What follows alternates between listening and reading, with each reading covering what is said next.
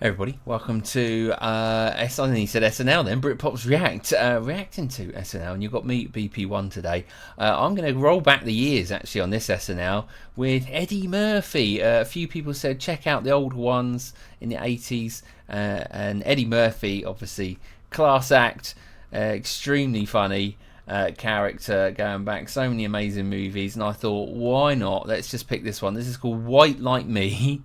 SNL skit, and yeah, why not? I think it's from 1984, this one. So thought, a lot of comments saying we got to go back and that, and I said in my last video about different comments from people saying, well, they don't like the newer stuff, blah blah blah. So let's check this one out. Eddie Murphy, White Like Me in SNL. Racial prejudice, and some people, hang on, didn't start that again.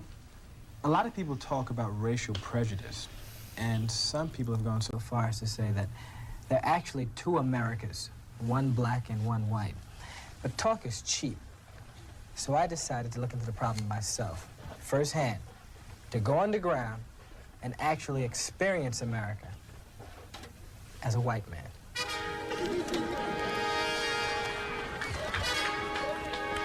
Makeup. I hired the best makeup people in the business. If I was gonna pass as a white man, everything had to be perfect. I think that's a little light. Okay, let's try this. This, that look kind of Harry Reams-ish. I like it. I studied for my role very carefully. Look at the I telly. watched lots of Dynasty. Oh, it's a three-section telly. Their butts are real tight when they walk. They gotta keep their butts tight. I gotta remember to keep my butt real tight when I walk. And I read a whole bunch of Hallmark cards. Hallmark cards.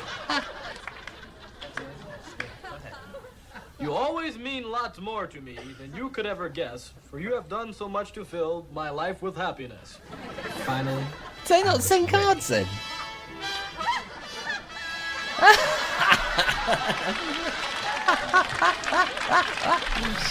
Oh, brilliant. Okay. Oh.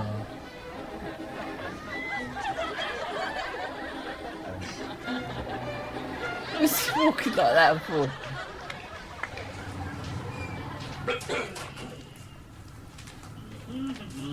Getting his paper. What are you doing? I'm buying this newspaper. That's all right. There's nobody around. Go ahead, take it. Take it. Go ahead. Take it.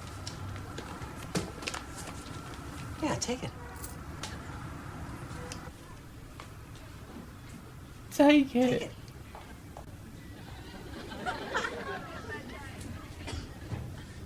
slowly I began to realize that when white people are alone, they give things to each other for free.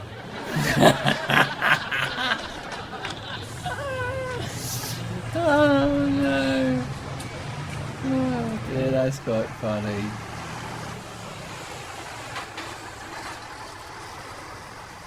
There was only one other black man on the bus.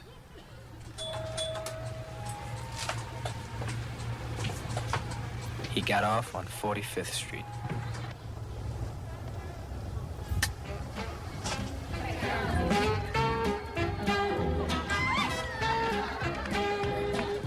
Oh no.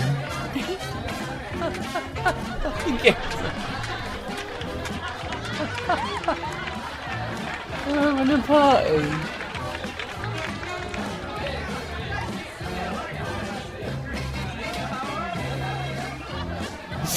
The problem was much more serious than I'd ever imagined. Now, let me get this straight, Mr. White. You might Mr. White. $2,000 from my bank, but you have no collateral. You have no credit. You don't even have any ID. Is that correct? That's right. Mr. White, I'm sorry. This is not a charity. This is a business. Harry, why don't you take your break now? I'll take care of Mr. White. Mr. White. Okay. Thanks, Bob. Oh, God. That was a close one, wasn't it? We don't have to bother with these formalities, do we, Mr. White-Eye? What a silly Negro. What is it called? You couldn't say that. You couldn't even say that in humour on telly now. White, pay us back any time, or don't. We don't care. Or don't.